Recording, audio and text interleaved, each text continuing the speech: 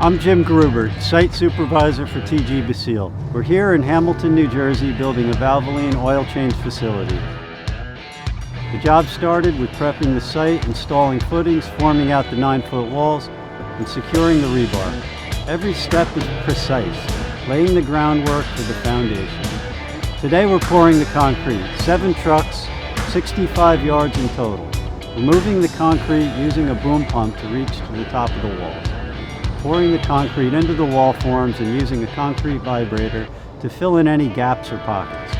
Once the pour is complete, we'll cover everything with blankets to protect it from the elements.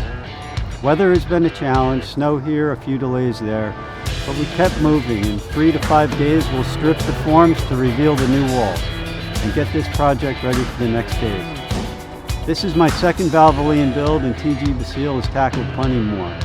No matter the conditions, we're built to handle it. If you have a project that requires expert concrete work or structural renovations, call TG Basile. We'll get the job done right.